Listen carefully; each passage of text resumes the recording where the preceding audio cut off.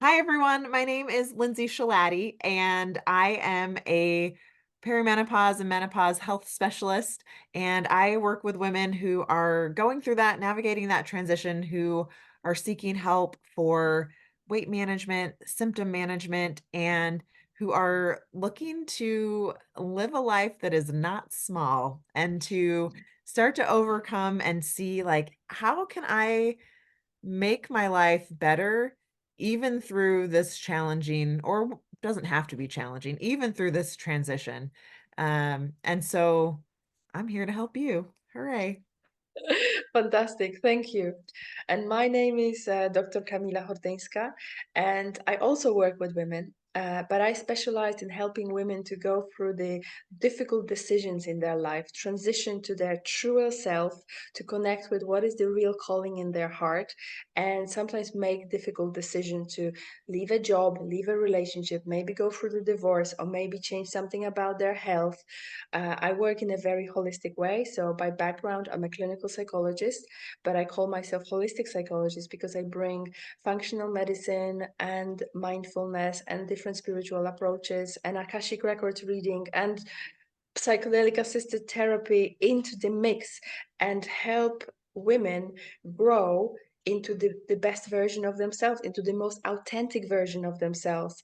And I kind of offer different courses. I work with people one to one. I have my online community.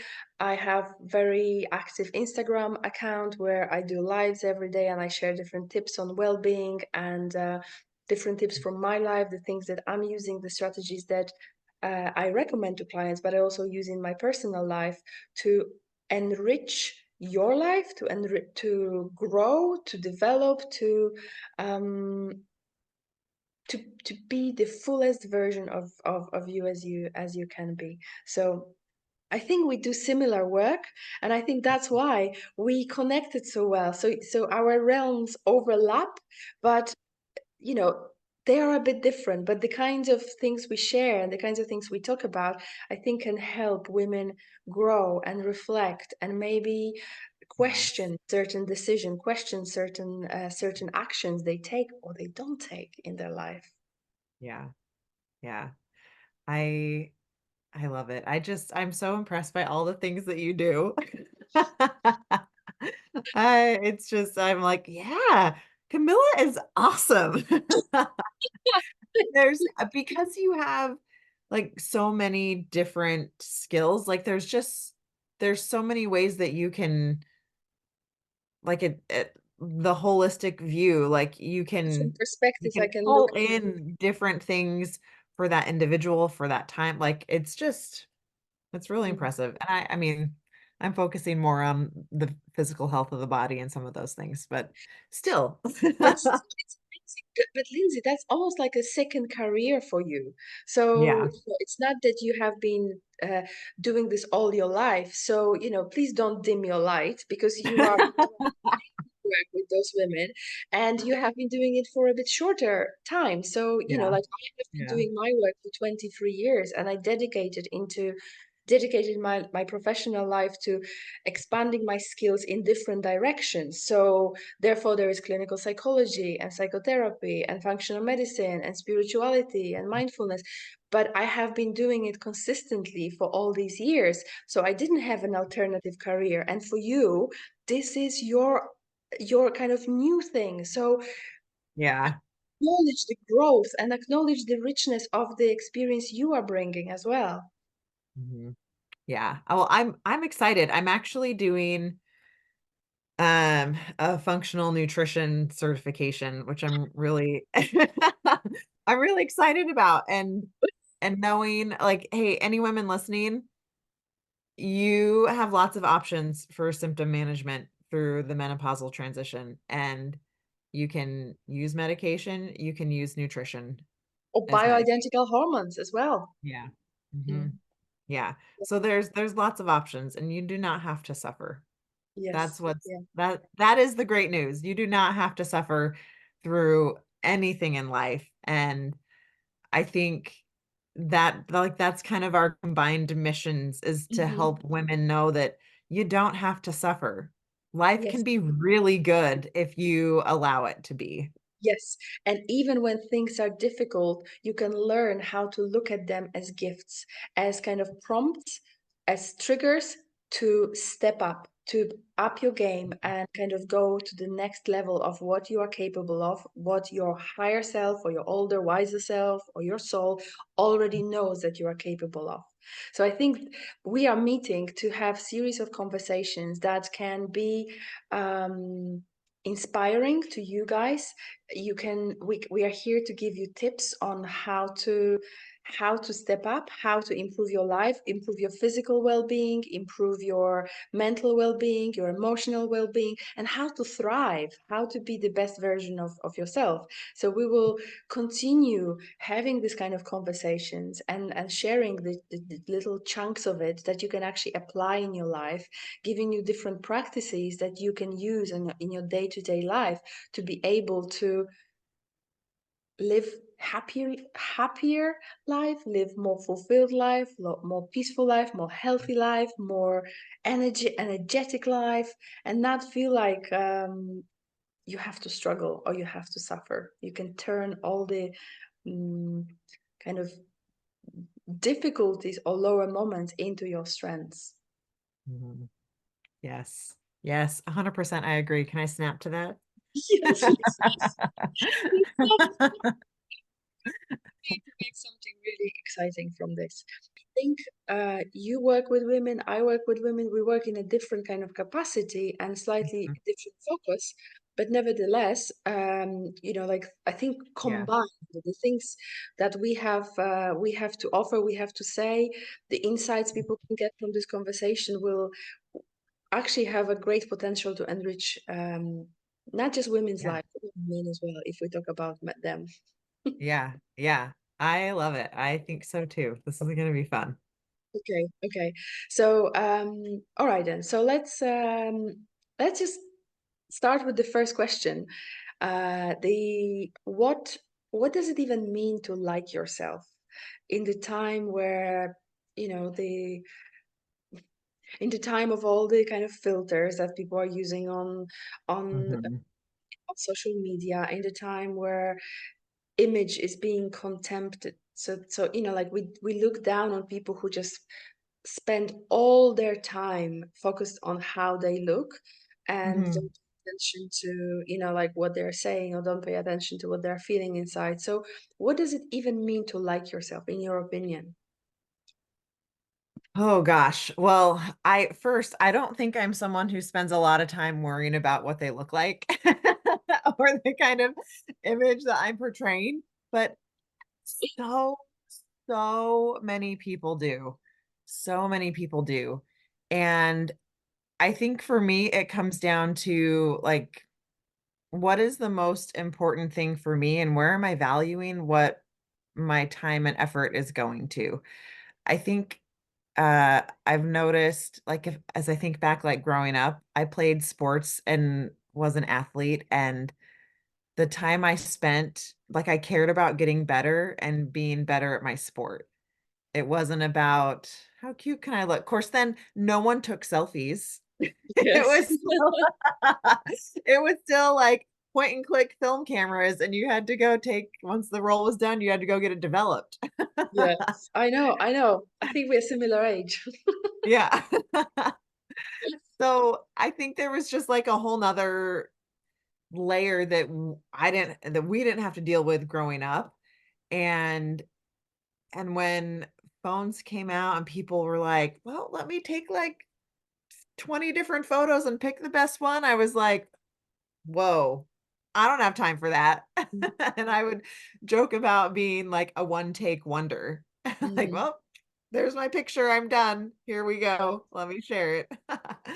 um, but the idea of how do I feel about myself is a really big one for women. And do I like myself? Do I love myself? I think most women have a hard time feeling that they can even like themselves. mm, This point, if we're talking about being in our 40s, people have had children, they've had relationships that have been successful and then maybe not successful, um, challenges with work, and there's all these things that come up that if we let them can influence how we feel about ourselves and like, "Oh, I must not be worthy of this," or "I'm not worthy of that. Therefore, I suck and my self-esteem sucks." Mm, And I went through a breakup last year that was very hard. And in the midst of that, I realized I was like, "Oh my gosh, I actually love myself." Like like through the experience of that relationship, I realized that allowing someone to love me had allowed me to love myself. And is that like a perfect, beautiful feeling I have every day?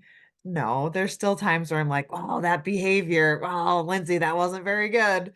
But it's like I've been able to release so much judgment and harshness about choices I make because mm, at the end of the day, it's just a choice. I made this choice and this is what it resulted in. Like here's the consequence of that, mm. good or bad or neutral. Yeah.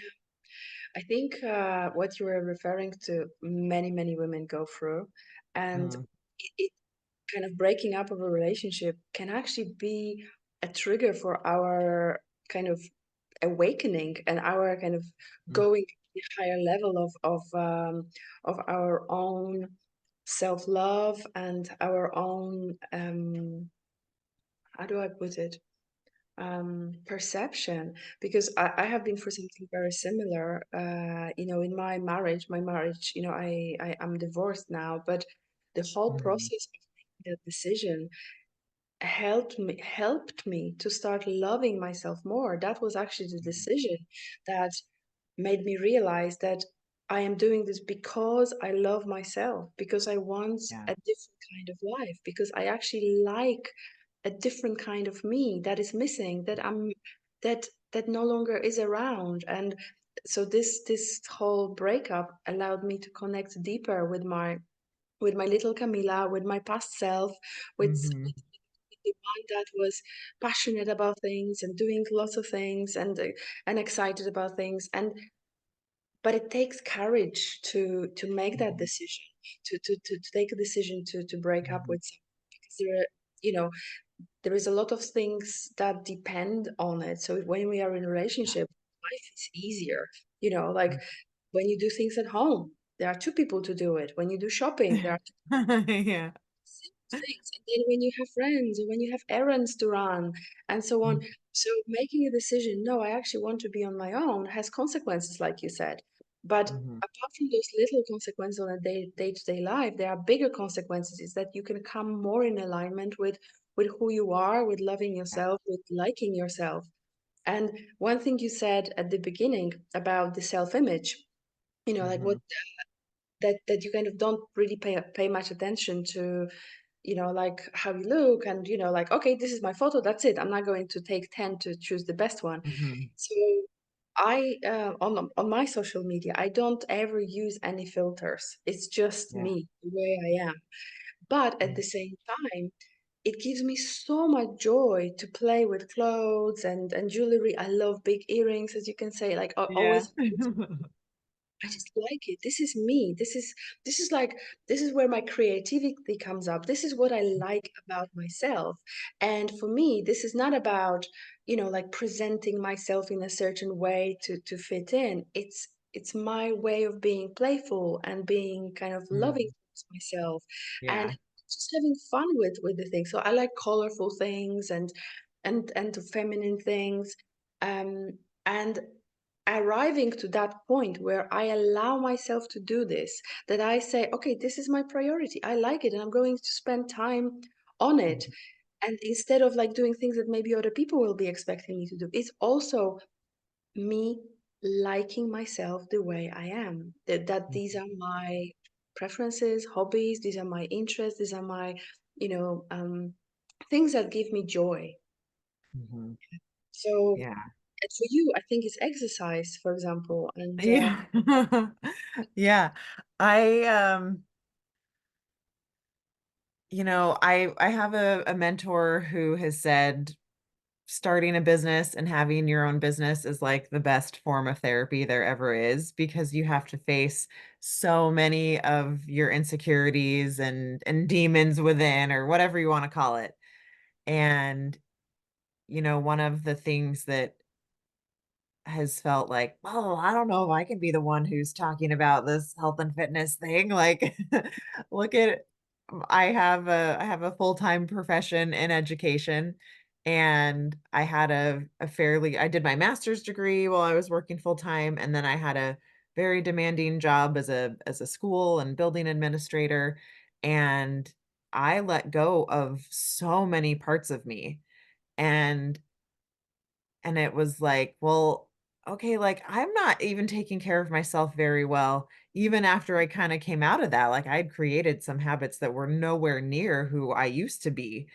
And talking to people, I was like, well, Lindsay, like you're not alone in that. Don't you think other women feel that way? Like Mm, in some way they have lost themselves through responsibilities, through kids, through life, through whatever. And it's like, oh, okay, like I can see that.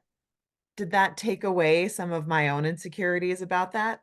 Not totally, but it has helped me feel a little bit better. Like, no, there's like a big relatable part of my life in my recent years where I wasn't doing the things that I used to do that I loved, or things that I knew were important and made me feel better.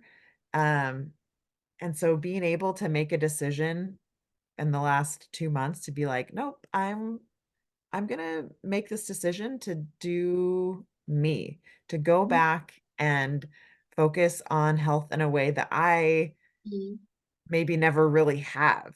mm, Um, and you mentioned the feeling of decision, like the power. There's so much power when we decide to do mm. something. Yes. And for anyone who is listening, like the power of decision and committing to that decision is like nothing else. I don't know that I had ever fully committed to a decision before until these last 2 months. And Mhm. the difference in that is night and day, where it's Yes. like, well, I'm kind of like half-heartedly do this and like it'll be Mm, okay. And then I don't, and then I feel bad. And you get on this seesaw of emotion.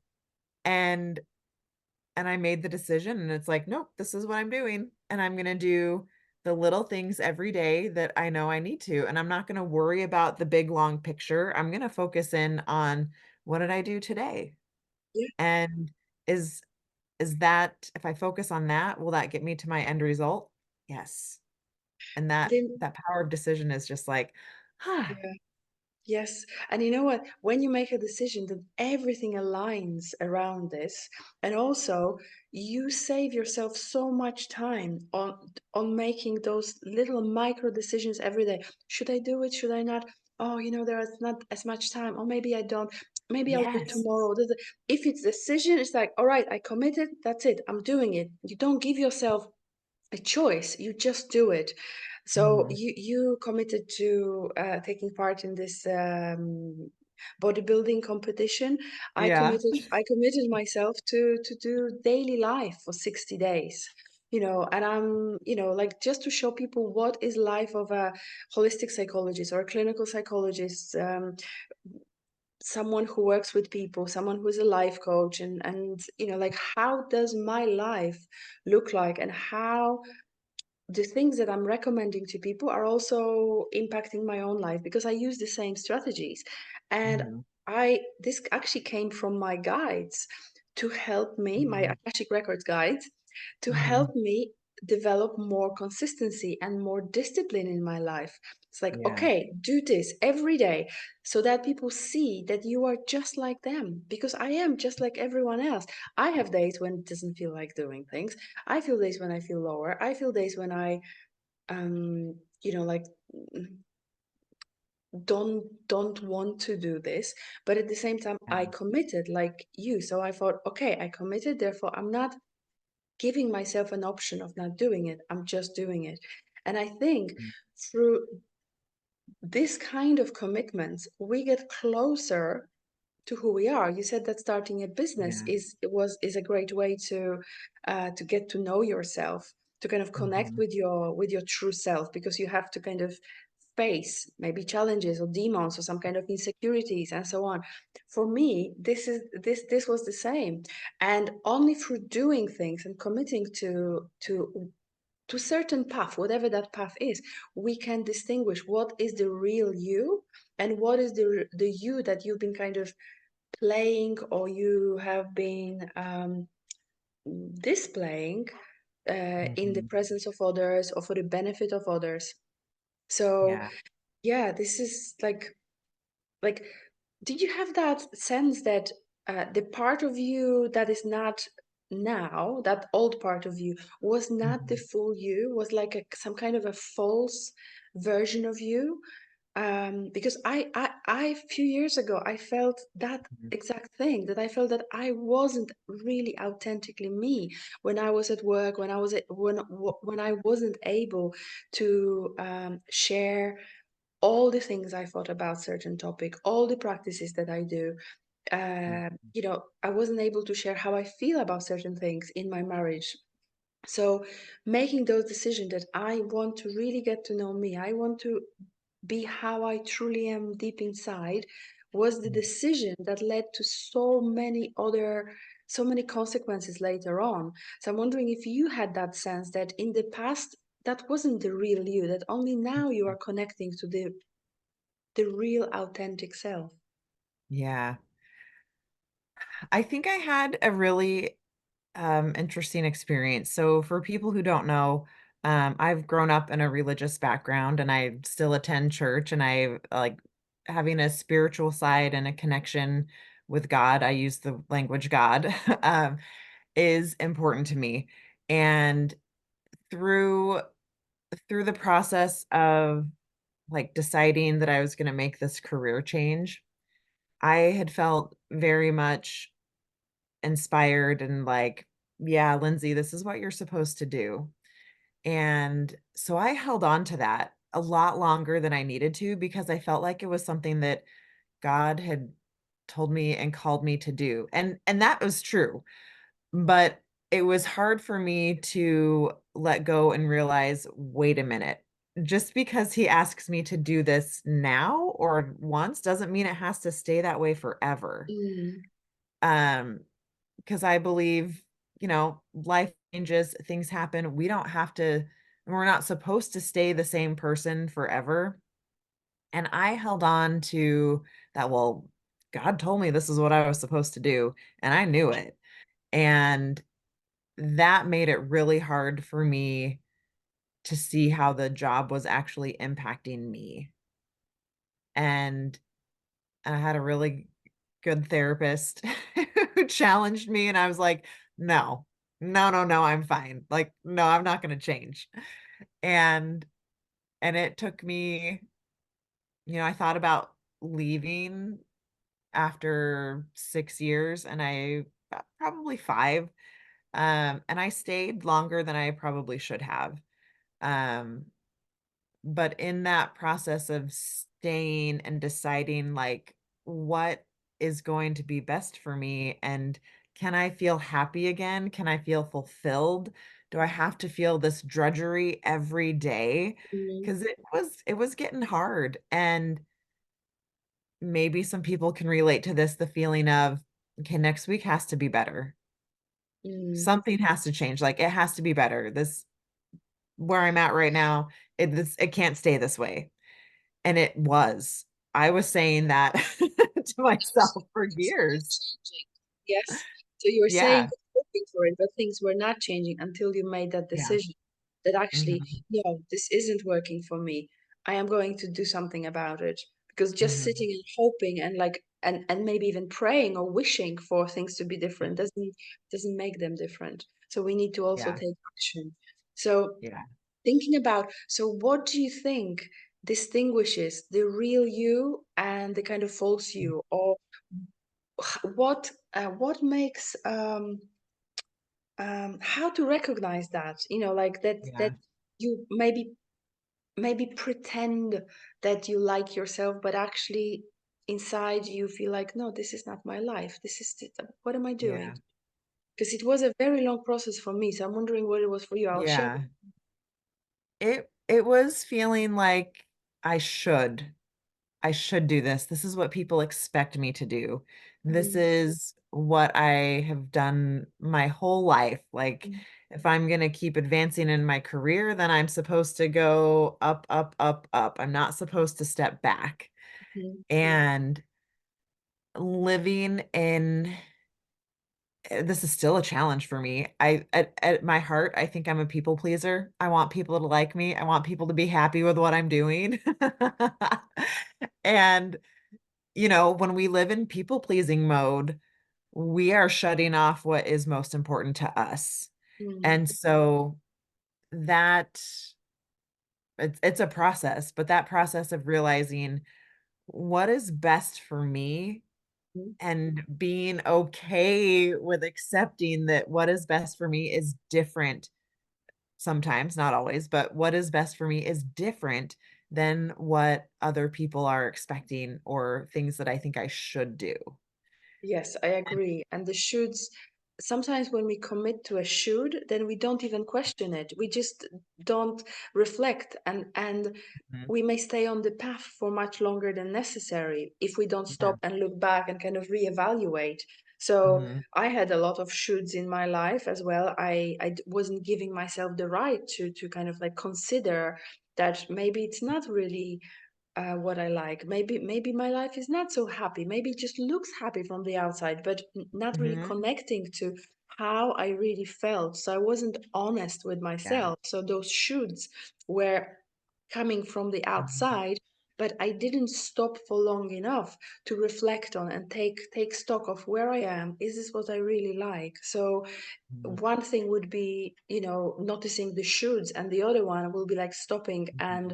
and giving yourself time to reflect and giving yourself the right to change your mind, because just Yes. because you said once yes to something doesn't mean Hmm. you cannot change your mind. You can always change your mind. So Yeah. we as women, we I think we are often brought up to say that, like, if you say yes, then you cannot say no anymore, and that Yeah.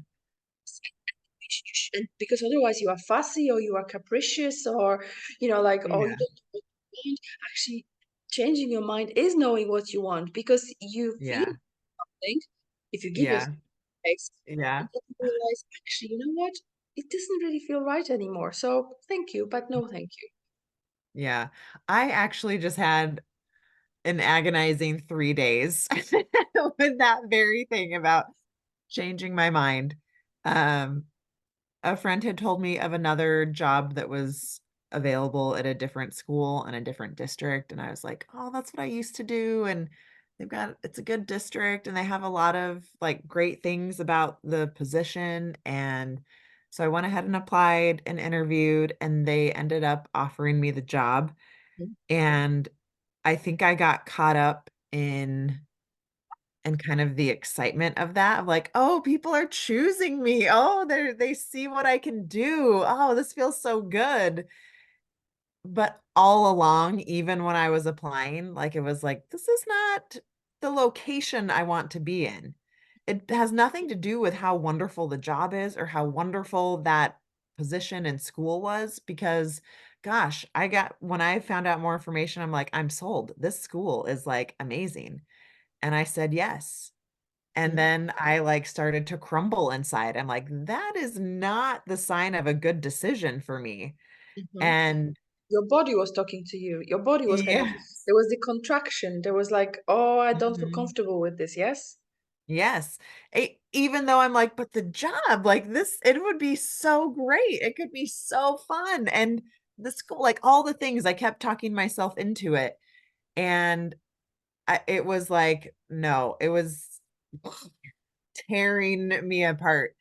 And the people pleaser in me came up and said, "Oh, you've already said yes. You've already told your past your current people, the school you're currently at, that you're going to take a new position." I hadn't resigned or done any of the things that would like allow me to not undo the decision. Totally, totally capable of undoing. And bless my dad and my brother, they were very kind and patient. And my brother said to me the other night, he was like, Lindsay, here's what I've heard you say twice. You want to stay where you are. And I was like, oh, thank you for reflecting back to me what you heard, because I was not in a space to be able to hear it. And when I put that in context of, you know, how do we how do we decide like what our true desires are or what we really want?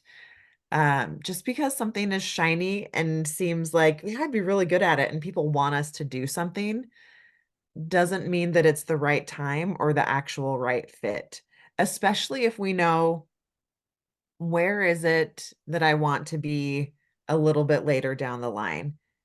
Because this decision for me was just kind of like, instead of being here, I'm just going to move laterally here. But really, the shift over here put me way farther from where the end goal was that I wanted to be. Mhm. And I knew that, but I got caught up in the people pleasing and like, oh, people love me. Oh, yay. Yeah. Because we all have this desire to be liked, to be wanted, and that can be tricky to navigate through and deciding, well, what is going to be best for me Mm, here? And is it mm, helping me get to the next step or closer to where I actually want to be? mm, And so like having to go back on that, I felt like I was that dog with the tail between its legs, like, hey, sorry, I'm taking this back. mm. I'm But not that's actually it. going to take the job and I'm actually staying. And Mhm, that was what was preventing me from making the decision sooner mhm, because I mhm. didn't want to go back on what I said I would do. Yes, but that's a sign of courage if you can reflect back on your decision and then say, actually, no, it's sign of Mhm. integrity. It is also a sign of maturity because it is kind of a childlike behavior to just not feel that you have the right to change your mind because you feel there will Yeah. be some kind of punishment or maybe, some kind of um, judgment if you do that Mhm. or like you said that people will not like you that the love on some kind of metaphorically will be withdrawn because oh people want you but if I say I actually don't want to go then they will stop liking me they will not appreciate me anymore so yeah, it's a sign of courage and it's a sign of integrity to make that decision. But so often we make a decision from our heads, and I had that I have done that as well, like wanting to Mhm. please people. So I feel like in my heart there are like two layers. There's the first layer, the emotional layer is like wanting to be to kind of be liked and please others and get those Mhm. positive reinforcement and so on but deeper down inside the core of me knows exactly what is right and what is wrong and Mhm. often Mhm. i I was not listening to that deeper part. I was like you just making decision from that kind of not artificial that kind of top layer the Mhm. outer layer or maybe from my mind because oh it looks good on paper oh I would get I don't know more money or this would but actually it just doesn't feel right and I think we can make those decisions in any area of our life not just about the job it can be about entering in a new relationship or not or it may be about Yeah. moving to a new city the house Mhm. might be bigger it might be in a more greener zone, but then you are weighing up like, okay, but I will be further away from my friends, or maybe I will not Mhm. be able to connect with my I don't know my parents or my children, or because the location is different. So Mhm. we may make one decision from the head and another one from like wanting to please or like from that kind of outer layer of our heart but deep deep in our heart we know what is good for us if only we stop and listen um, so like for me for many many years I felt not so comfortable living in the UK because it Mhm. was cold, it was dark, it was windy, it Mhm. was wet. It's like my my soul thrives in, in sunny places. And Yeah. England has its own beauty. It's always green, which is amazing. But at the Mhm. same time, it's not the kind of beauty that, I don't know, pleases my eye. I like sunshine. I like blue waters. I like, flowers blooming, Mhm. and I like warmth. And it wasn't that for many, many years I wanted to live away from England, but it was Yeah. just not happening. I was never committed really to making it happen. So it Mhm. was like, yes, maybe one day. But actually now I do. I am on the path to finding my new place on earth. And that is a decision that came from deep within my heart. Because yes, life in Britain is good. It's much more comfortable, and you have everything at your doorstep. You can order things on Amazon and they'll be here within few hours. You have such Mhm. a variety of things in the shops. You have so many things happening in town, and you can drive everywhere and everything is Yeah. available. But there are the things that are kind of attractive to my mind, my logical mind, and this kind of like the outer layer, the things that are important but maybe are not so deeply important in my heart. While my soul thrives when I'm in a place where just looking at beautiful views makes I don't know, makes me have goosebumps. It's like I smile Mhm. to myself because, the sun is shining. I don't even have to be out. I don't have to be in the beach, but just looking and seeing the blue sky every single day rather than occasionally from time to time for a few minutes, I like it know. is, you know, then that makes a difference. That really makes a difference to day-to-day life. So the other question, um, so I have now moved to Greece, as you know, and I have not permanently moved to Greece. I kind of still live in UK, and I'm experimenting with living here, but I am Yeah. more and more committed to making my life um, from Greece or from another warm location. And that is the decision that is flowing out of a deeper layer of my heart. It's not a logical decision because all my all my kind of work related things are in Britain. All my, like all my life or qualification, Mhm. everything is in Britain. But nevertheless, I feel really at home here. So, Yeah. like if I was to please people, if I was to like please maybe that insecure part of me, that will be easier. That, like everything is set up there, then I would stay. But I am now in the period of transitioning and kind of getting more and more comfortable with decision to move. So, um, I was wondering if you have ever been in that situation and Mhm. like like because you talked about decision to change jobs, I talked about decision to Mhm. maybe move countries, but I think the things we're talking about can be applied to any big decision in life. Yeah. Mhm. Yeah. Um, I think the and deciding like, okay, like where where is it and what is it that brings me the most peace and the most happiness? Mm. Um, I've made decisions, plenty of decisions that didn't totally make sense. Not all of them were large, like I'm gonna move to a new country. Um, but some of them were pretty big. When I graduated from college, the thing that I should do Mhm. was to move home and work at home, like work back here in Washington State. And that is not what was right for me. And my dad was really unhappy that I was applying for jobs in California. And I moved to California not knowing anyone. But I knew that that was what was right for me. It was like this big adventure. And so there's been other decisions like that where they don't totally make sense, but But they feel right. yes, Yes. exactly, Yes. you just know that deep Mhm. inside, you know that this is the right decision.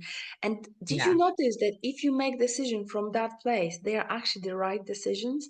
That Yes. do you ever feel like you are guided? Because this is what I feel. Like I feel like if I follow that hunch, that kind of sense inside that you said, like if something makes me feel happy, if something makes me smile inside, that is the right Yeah. decision. And even if it doesn't make sense. Hmm. Yeah, I definitely feel in some cases for sure I was guided. In others, like, did it make an impact on a big impact on the outcome of my life? No. But I was being brave and I was taking action. And that is what I think is really important. And when I put it in the context and of spirituality, or how I kind of view like how I believe God can be helping lead and guide me. Um, there were definitely like, yep, do it. Like that that good feeling in my heart, even if the overall picture didn't make sense. Like I felt it there and I was like, yeah, this is a good decision. Mhm, And no hesitation. mhm, And so with this recent decision about taking the job, I was like, well, does it really matter? Like, can I just make a decision here? Because I do believe when there's two good decisions, there's not a wrong answer. But it was definitely not the correct answer for me. So, or the right decision for me at that time. And I knew that based on how I felt after and how I was so unsettled. mhm, Um, but yeah, being guided, I know not everyone has verbiage or belief in like a purpose in life, or even like a connection to spirituality and like finding a path in that way. um but I know that other people, that's not how I want to say that. I know that everyone can feel that sense of what is right for me and what mhm, isn't, because we all have that conscience within us, our heart, our inner light that is helping us decide what is going to be for our best good, mhm. uh, which is really great when we don't stuff it down. And Yes.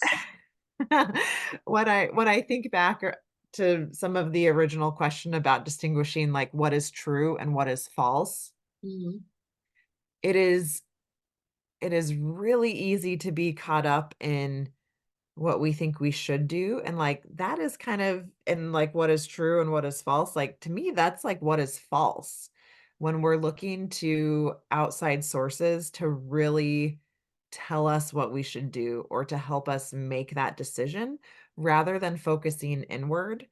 And I think that can be a big help for others as you're thinking about, well, what is true for me, and maybe what isn't as right, and where are we looking to find that validation? Do we need validation from an outside source, or can we feel good about that decision just from ourselves? Because Gosh, I sure have felt the need for validation. And and it didn't help, and I wasn't getting validation one way or another. The big support people in my life were like, "We trust you to make this decision." And I was like, mhm. "Do I trust myself?" And and I think that was hard. That's another level of this. Like, do you trust yourself to make a decision that is gonna take you to a place of what is true and right for you?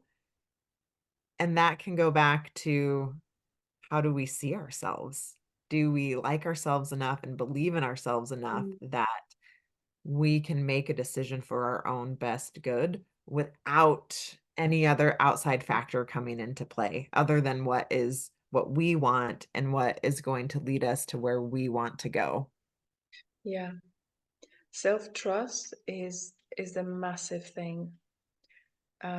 I think it would come even first before liking yourself, because if you don't Mm, trust um, that you are making right decisions, if you don't trust that kind of voice that is inside your head or inside your heart, kind of quietly whispering things to you, then you will be questioning everything yeah. you do. And anything from whether this is the I don't know, this is the right outfit to use, or this is tonight, or this is the right job to take, or this is the best thing for me to eat, or is this the I don't know, the right person to go out with, or is this the best school for my child? It's like if you don't trust your own judgment, that kind of deep, deep knowing, um, then it's difficult to make those decisions. But to know, to have access to this deep knowing, you need to kind of go beyond the just the thinking, because the logical mind will be analyzing pros and cons, will be analyzing things from a logical perspective, and some decisions are not logical. And I think this is the whole definition of trusting that what you think or what you feel about a situation is right, even though it doesn't make sense. Mhm. Coming back to my experience, it really didn't make sense from the outside to ask for divorce. It really didn't make sense because from the outside, I had good life. I had I had been in a relationship with someone who was committed, who wanted the best for me. I had a comfortable life. I had a job. Like everything was steady and stable. I was living in a beautiful place. Like on the surface of it, everything was fine. But there was this voice deep inside me saying, "Camila, but are you happy?" Mhm. And I wasn't. So that trusting yourself Yeah. against everything that your mind might be telling you is right is a big thing. And Mhm. coming back to the liking yourself, like what does it even mean to like yourself? Is like accept your own preferences, accept your own choices, even if they are disapproved by those around you, even if they Mhm. go against the societal expectations and norms. Oh my God, I had so many thoughts in my head, like, oh, I shouldn't, like, Camila, you committed, you are married, you cannot change your mind now. You said yes, so you cannot say no, because it wasn't that bad. Like, I was telling myself, like, there is no like any dysfunction, there is no affairs, there is no like violence or anything like this. There wasn't anything that was from the societal point of view justifying me to make that decision. Nevertheless, there was that voice inside that was saying, but this doesn't feel right. It feels like that journey is complete, you need to move on to something else. Mhm. So yeah, I think kind of trusting myself is one of the biggest lessons that Mhm. I had through this process, and also that I teach and kind of share with my clients. You know, Yeah. I encourage them to trust themselves, because just like you said, um, sometimes making a decision is not. I just lost the thread. Trusting. Wait a second. You said something about trusting yourself. Yeah. Sometimes when we don't hear our own voice. We need other people to say it back to us, and that can help in us trusting ourselves, because our mind may be putting focus somewhere else. And like you said, your brother told you, Lindsay, Mhm. you said twice that you actually are not comfortable in moving. So sometimes we need those nudges from the outside to hear our own voice, our own inner voice, so that trust can be reinforced by the loved ones around us. Mhm. Yeah. Yeah. I think in this trusting ourself process, it is a process. And if someone is just, thinking about, oh, well, maybe I maybe I'm not happy, maybe I want to make a change.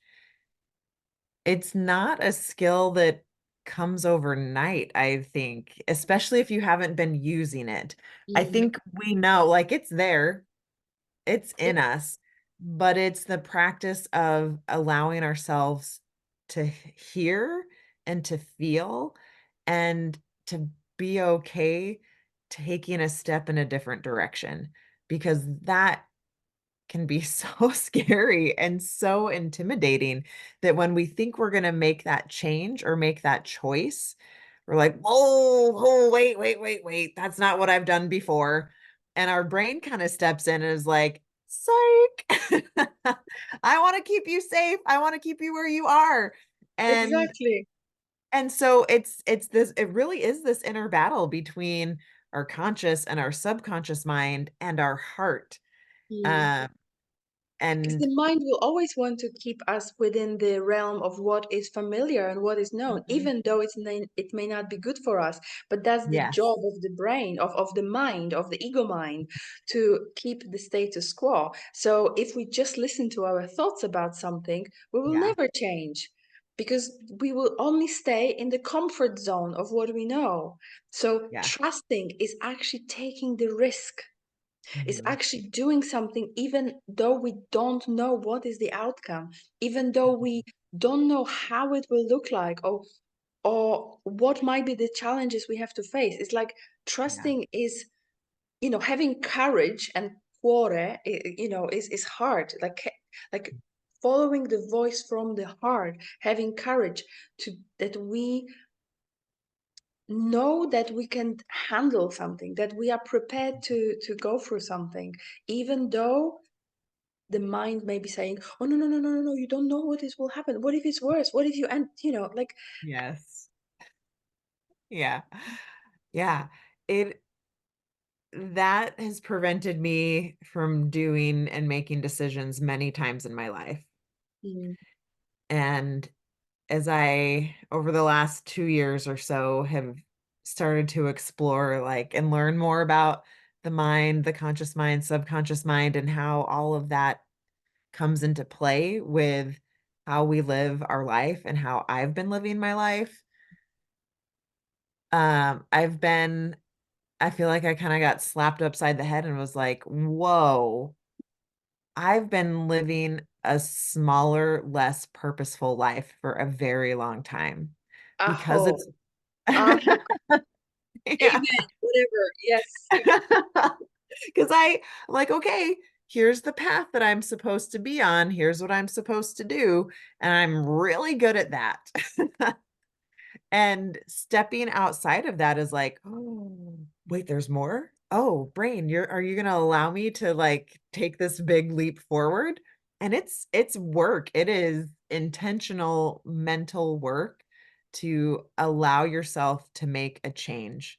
Mm, And I think with, what's true, what's real, what's false, it's not so much um that our mind is keeping us in this false sense of reality. It's keeping us in the known safety, and the unknown is not wrong. It's not false. That's where new possibilities can come to us. And that can be scary when it's different. And everything good is different. but it's actually, people have this expression, the leap of faith. Okay, you are Yeah. trusting that something out there is actually calling you, is actually meant for you. And the Mhm. faith means that you don't know what it will be. You are taking the leap of faith. You are kind of like, part of you has already jumped there, because part of you, I would say your higher self, or your future older wiser self, already Mhm. has lived through it. It's already existing in that kind of version of reality, or in the future.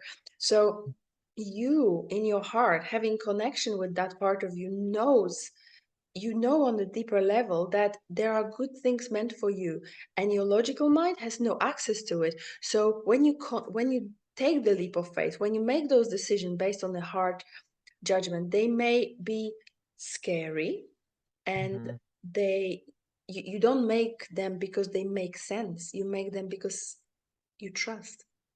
Mhm. Hmm. Yeah. Let's look at the other questions Okay. we have here.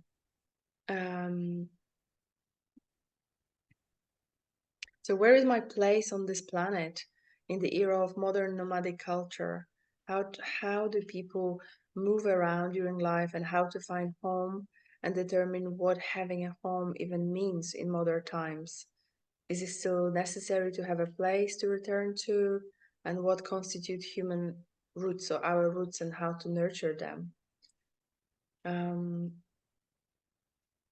so, like, I would be also happy for you to just ask questions. So it doesn't have to be Mhm. just me asking questions. But I think when I wrote that down, because it was a while ago, I just came back to Greece and I Mm. was kind of like reconsidering. So where is my home? You know, I've been traveling. I went to Cyprus. I went back to England for a bit. I went to Poland to see my parents for Easter. And I was coming back here and I was like, where is home? What makes home home? And I Yeah. think other people are considering this question as well because there are so many people now that work online, so where you physically base may not necessarily be where you work or where your livelihood is. And Yeah. I work in England even though I live in Greece. Mhm. And I was thinking, where is my home and what makes home? Mhm. And I caught myself uh, saying, I am going back to Greece. I didn't say I am going to Greece and I'm kind of like returning to England or going back to England. I was Mhm. going back to Greece as if this is already my home. I have been Yeah. here for almost a year, and even though most of my possessions are still in UK, most of my family is in Poland, Yeah. somehow I feel at home here. And so I started wondering what makes home in this kind of nomadic culture that we live in at the moment. Because earlier, in the past, it was always like, okay, this was my home. You would still work even in the same city, or maybe even Yeah. in the same part of the city. Your children would go to local school. We wouldn't be traveling as much. We wouldn't be moving so No. much in the world. I mean, the travel wasn't so easy. And now Yeah. with the era of internet, with the era of Zoom calls and Teams and Skype and everything like this, and other video conferences, we Mhm. can be anywhere in the world. So what makes Yeah. home home? Is it where your family is? Is it where your close friends are? Is it where your heart feels at home? Is it where you feel that environment nourishes you and gives you the energy? Because this is actually what happened to me. Like when I came to Naxos, to Greece, within 24 hours of arriving here, I felt so comfortable and at home here that I thought, wow, I want to come back here. And I literally haven't even left yet. Still had like 3 weeks ahead of me that I came here for, Yeah. and I already knew that I want to come back. Mhm. And that was maybe even today, last year, I cannot remember which day I arrived to Naxos, but it was end of June 2023. Oh, So, yeah. like it's like what makes a home home? Like where we are based, what makes us, did you have any moves in your life? Because I moved a lot, but Yeah. I moved from Poland to England. I lived in England for over 20 years.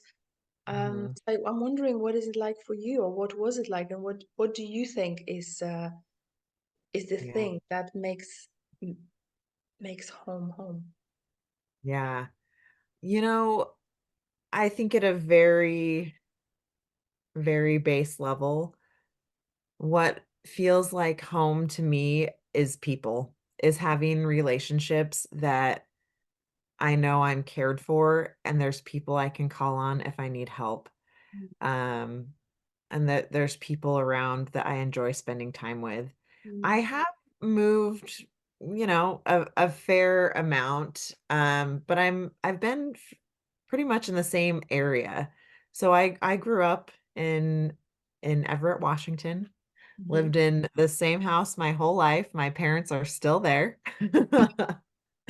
And there is a literal sense of feeling at home.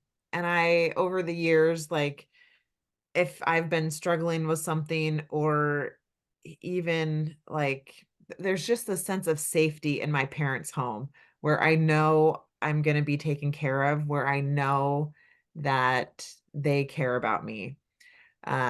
And so there's that literal sense of like, okay, I'm here, I'm in this very familiar place, and I know my parents love and care for me, and Mhm, that makes that place home. mhm, As an adult, having moved around, I went to college in Utah and enjoyed friendships and all the things being there. And I looked at it differently, like, I'm in college. This isn't necessarily home. Like, I know my home is back in Washington. And then after college, I moved to California, and I created home there through a sense of people and belonging. mhm, And when I think about, I'm a big fan of Maslow's hierarchy of needs, and we need to have our basic needs. So food, water, shelter. We need to mhm, have mhm, safety, and then belonging comes next. And belonging is such an important key for me. Like I've noticed, and I haven't had, I feel very lucky. I've not had to worry about basic needs and safety. I have those things are like automatic in my life. But the sense of belonging is something that at times I've struggled with, and I get in my own way. If anyone can relate to this, I'm an introvert, and so I don't always love going out and making new friendships or getting to know new people or inserting myself into groups of friends that are already there and established. And so I've held myself back from belonging many, many, many times. mhm, But when I get past myself and when I'm able to open up and connect with people, which I know I can do, that's not mhm, hard for me. mhm. I get nervous, some of that, I don't know, social anxiety, whatever. There's some part of me that is like, "Oh, Okay, stay okay. small."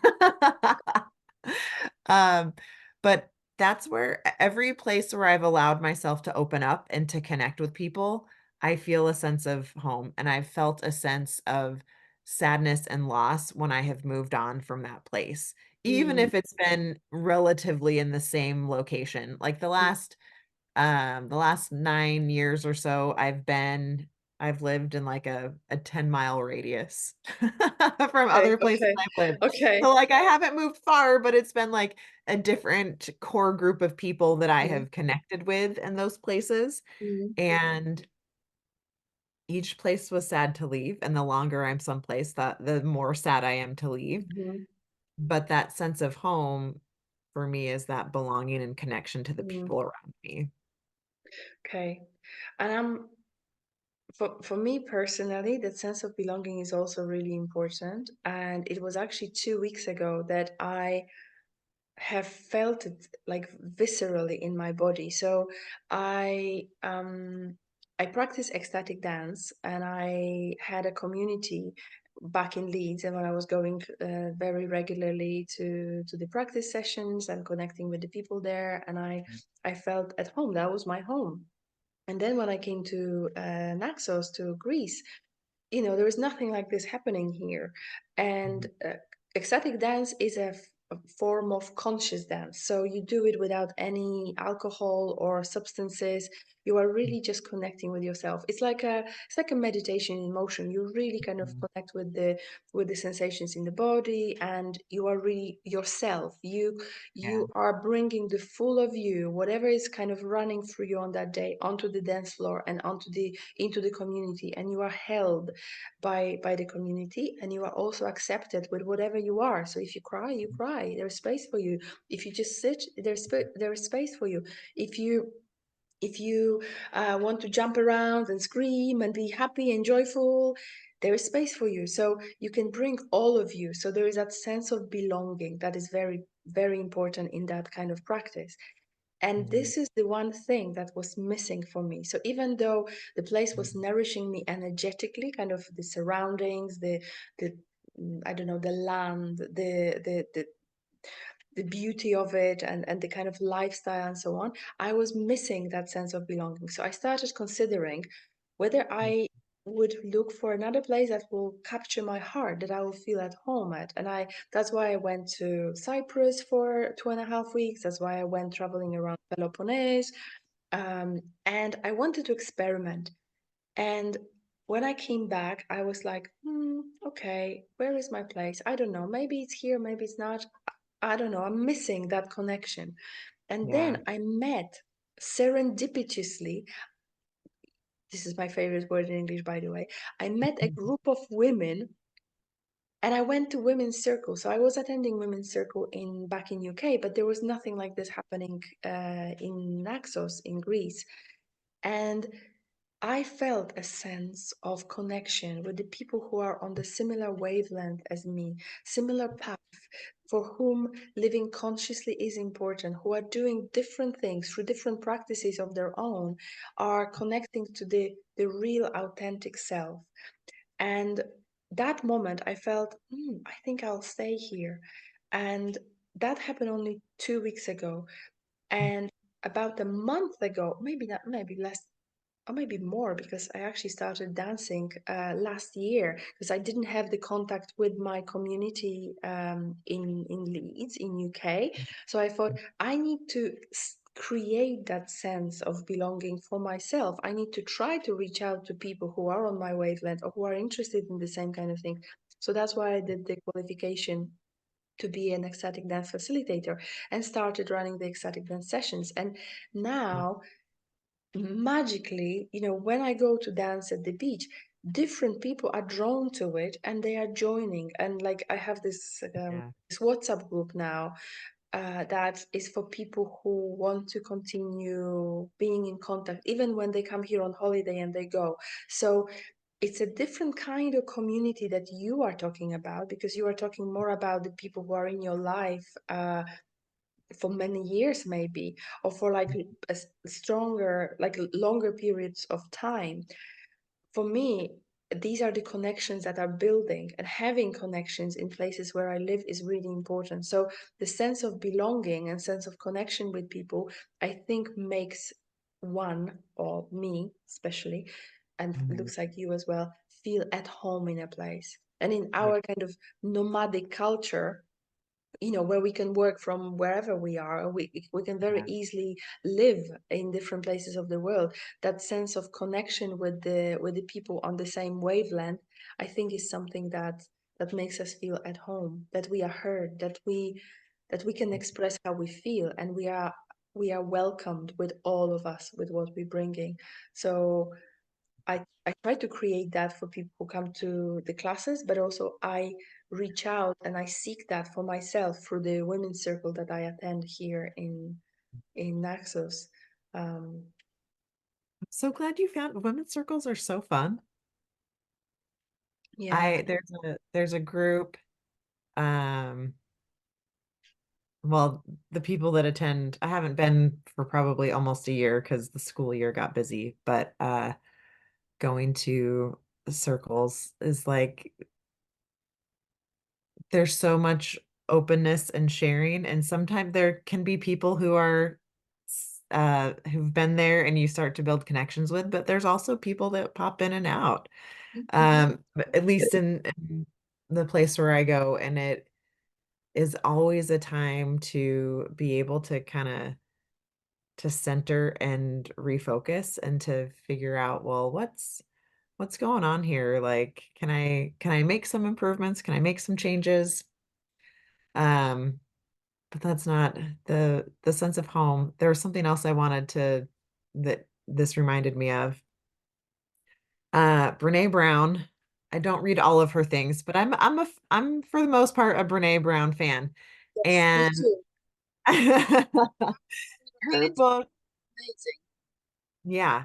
I think it was Braving the Wilderness was the book this was in.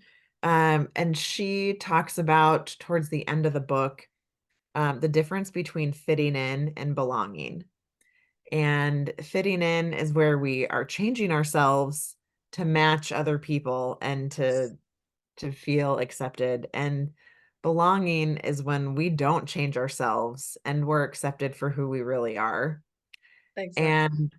And I think that's a really important distinction to make because oftentimes when we're moving or traveling or we're trying to figure out where home is, what we're really searching for is that sense of belonging and will change who we are to fit. Mm. Um, And and that's that it's false, isn't it? That is us trying to fit in rather than things happening naturally and organically. yeah, yeah. So that is just something to be aware of and to notice and reflect, like, how am I changing myself to try to make connections with people? And I don't know that that's necessarily wrong to be dating people. It's important to do friends with everyone you meet. I think we know that. Um, but being willing to seek out and find people who are going to be those authentic connections, who appreciate you for who you are.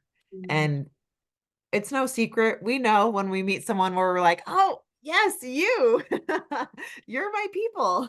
Exactly. And Lindsay, this is literally what happened yesterday. For example, I was running another ecstatic dance session at the beach here in Naxos. I call them blissful sunsets because I do them for an hour and a half just before the sunset. So when we finish, the sun is just setting, and it's a perfect time to really appreciate the beauty of it, appreciate the connection because we have been already like dancing and feeling and being present for an hour and a half up until that point.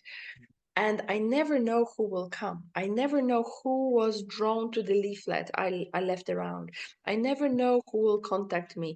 And usually what happens is when I start setting up and making the space, and you know there are some people still on the beach and some of them are curious, and I trust that everyone who is meant to be there will be attracted to it somehow.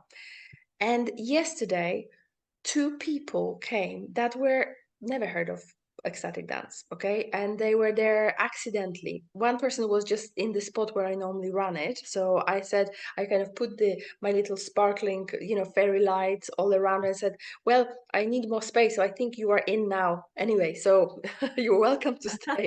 And then we started talking, we had a joke about that, and he said it was such a transformation experience for him. He never experienced things Mm, like this. He never did a conscious dance. He never opens himself so much to other people, to total strangers, because we have never met yeah. before and he has never met anyone else. And we had a sharing circle afterwards, which I was facilitating. And then there was another man who just kind of passed one way when I was setting up, and then passed the other way, and then picked up the leaflet. And I was thinking, okay, like he's interested. So I started speaking to him, and he was like still doubtful and like kind of uncertain. So I told him, like, you are very welcome to stay and see how it is. But if you do stay, even if you want to leave, please come back at the end so we can kind of talk about it and we can close the circle. And he was again like didn't expect himself to get so involved and go through such a connection within himself. And these people are my people. And there was another woman who picked up a leaflet. She said, I saw this leaflet in three places, and then when I saw it the third time, I just took a photo of it. I thought, I think I need to go there. And then we all went, there were other people there as well, but then we all went for dinner and we started talking about different things from our life, different experiences, different interests. And it turned out that we have so much more in common that we couldn't have consciously know, Yeah. because it was just deeper inside us. And only when we had a space to talk leisurely at dinner in a restaurant, it turns Mhm. out that we have, similar interests. That, like one person there, like has worked with plant medicines in Peru. She's on the personal Very cool. development. She's been doing the Yeah. the, the workshops and the by Joe Dispenza. She read his books. And these are the books that I recommend to my clients. I have deeply connected with that kind of work. So trusting that we are guided and that we can connect even with total strangers, and that there is that thing that just naturally, organically happens, even if we don't have to fit in, we don't have to do anything. If these are the right people, they will just come on our path. They will somehow appear in our life. Mhm. Um, I I love that. It's so cool. So the place where I do the women's circle, um, I'm thinking of she does energy healing and I'm forgetting the name of it. Reiki. There it is. She does Reiki and she does Akashic Records readings. I haven't done a reading before. Um, but where's I go? Oh my gosh, total space. Where was I going with that? Oh, yeah, yeah, yeah. Okay. So I had been in for a Reiki session last summer, and we always start, I tell her a little bit about what's going on and why I think I'm there. And she described the concept of soul contracts. I don't know if you're familiar. What I teach Um, my clients. I recommend the yeah. book by Michael Newton, and yes, I know it, and yes, carry on. It's And I'd not heard of that before, but she described, hey, there are people that we have these contracts with that we find them at a time in our life where we need them. Some of them are short, some of them are long, and we're there to help each other through life, Mhm, is my understanding of it.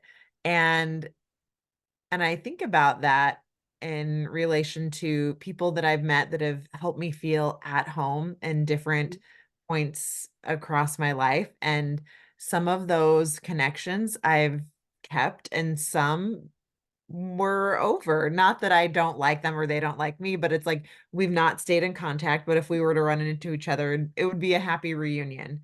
mhm, Um, but there were very specific people who have been in my life that I know we were there to help each other. mm, And one of those people, and this came into my mind when I was thinking about different places that I have lived. When I lived in California, I was going to church and it was a young single adult church. So people like 18 to mhm, 26 or so. And I went on a walk with someone before I was going to be moving. And I was like, why we were talking like, why do we wait? Why do we wait to tell people or to be friends or to tell people how awesome they are or how much we enjoy them or like them?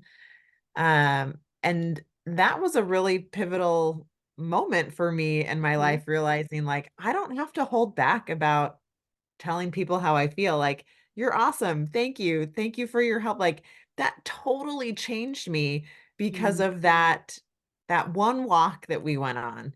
And I had mm, known her for the year I had been living there, and we were like kind of friendly, but we hadn't really spent any like alone time together. And that mhm. walk changed my life. It literally changed my life. But that was the moment of real connection, wasn't Yeah. it? And these are Yeah. precious. And I think this is what makes home home. When you have those moments, when you are in contact with people with whom you can really connect. Even though you said that you haven't met you meet this person like only once for that kind of walk. Like, it's later up to us whether we cultivate those connections, whether we let them grow Mhm. into friendships. But these are Yeah. kind of like little nudges from the universe to Mhm. explore where this relationship will go further, because we do have soul contracts. So, from my understanding of it, is that we are here to help each other grow, and we facilitate different parts of this journey, or this process. So we may have a soul contract with someone who is meant to trigger us, who with whom. I don't like that version. No. Well, but We do. Like I know Yeah. from my guides from the Akasha that I Yeah. had a soul contract with my husband. It was actually a karmic relationship. We were meant to trigger each other to grow. So it was difficult, but I wouldn't have grown without this. I wouldn't have accessed certain practices. I wouldn't have turned my professional life around. I wouldn't have done many things if it wasn't for that. So sometimes soul contract is, I don't know, maybe with your boss that is kind of like pushing you to do more things just because this job is not for you, because you need to move on. So it doesn't have to be all good. Sometimes the soul contract is someone who will kind of uh, help you express your light, express your brilliance, or someone who will see how amazing person you are, and they are there to uplift you. To so sometimes the soul contract is, with I don't know, with your child, and maybe in another lifetime that was your I don't know, your father or your spouse or you don't know, but we keep kind of meeting in different lifetimes to help each other grow. And sometimes we grow through difficulties, and other times we grow through adversities. Uh, but it's always about our soul evolution, our mm, realization of what is our potential. And sometimes we cannot see this potential unless we meet the other person that we can kind of see ourselves in the mirror of, if it makes sense. Mhm. So meeting that person that, like you said, was a moment of connection. So part of me thinks like, are you still in touch with them? Are you, like what No, I mean, I see through Facebook every once in a while how she's doing, but but maybe it was a moment of just you having that sense of belonging, of being there, of being understood, being heard, being seen, that kind of gave you the sense of like, I'm at home here. Like or maybe it was like you say, just for a moment, so for you to learn the skill of like, I don't have to wait to tell people that they are important, that I enjoy their contact. Maybe, yeah. you know Yeah. That I mean, that changed a lot for me in just how I view and interact with people. But I mean, I think one of our main purposes being here on this planet and having a life is is to learn and grow and to become the best version of ourselves that we can. And I absolutely know that people have a huge influence on that. Our decisions, how we choose to respond and react. Um, do we avoid things? Do we address things? Like all of those, all of our experiences can help us become better if we allow them to. Mhm. And and that's one thing that's not really talking about home anymore, but but in our different places of home, like can that sense of belonging, can those people, do we trust them enough? Do we have that relationship where they can push back and challenge us when they see something in us where we're staying small or we're not maybe being totally honest with ourselves? And I know that those are relationships that I really value when someone is willing to say, "Hey, I think you might need to relook at this." Mm. Or someone saying, I think you deserve better. Yeah. Or I think you are capable of so much more. These are sometimes very hard pills to swallow, when Oh, yeah. someone tells you that and you realize that you are doing the job that you, you know, that's beyond, like, that's below your skills or your abilities. Or maybe you are in a relationship that someone is not respecting or maybe not appreciating what you bring into that relationship. And Mm, sometimes it's hard to hear. And that is, yes, we need to face those moments, but those are precious pieces of feedback that we can get from those around us, mhm, that can help us navigate on this kind of life path to growth and evolution, and being the yeah, best version of ourselves. mhm. I love it. I love it. This is so Yeah. fun. I feel Lindsay, like when we met each other, when I reached out to you originally and we got to meet, I was like, Yep. Camilla's one of my people. I know, I know. I felt the same. It was this kind of instant connection. I felt so at home just talking to you, and I Yeah. felt that we have so much in common. We share so many life views and attitudes that are similar, even though we never met. So I think it was like Yeah. a soul connection. And on kind of energetic level, we have recognized ourselves before we even met physically as Lindsay and Camila in this lifetime. Yeah. Um, and I wanted to make another point. You said that some people stay in our life for longer, sometimes it's a very brief encounter. There is this Yeah. saying in English that some people are in your life for a reason, some people are for a season, and some people are for life. And it's really important to differentiate the difference and maybe not try to hold on to someone who is there just for a reason. Yeah. They may have come to your life just to kind of nudge you in a different direction, or maybe to trigger you to change something, or maybe to help you, blossom. But then on that energy of you, kind your blossoming self, your joyful self, you can do other things, and they leave your life, and they are just there for that one reason. Some people are in our life for a season, just because we are in college, or just because we are working at that particular company, or in that particular environment, or going through a phase of, like, I don't know, rock climbing or weightlifting or something, something, Yeah. or dancing. And they are in our life for that particular season, or maybe because we are going through, I don't know, a certain illness, so we are connecting with other people who have that illness, and then we get healed and we no longer need to be in contact with those people. But there are some people that are so precious, and they are for life, and it's really important to notice those and Yeah. cultivate those connections. Yeah. Yeah. I love all of that. I love all of that. I feel so lucky to be doing this with you. It's so fun. This one. So let's make a time for the next time, and we can have Yeah. other few questions. And in the meantime, Lindsay, if you can think of other topics that think Oh would, yeah. please send them Yeah. to me. And obviously, if I think of some, I will send them to you. Mhm. Yeah. So yeah, let's, because it was such a pleasure. It's really, yeah, it was effortless. I know.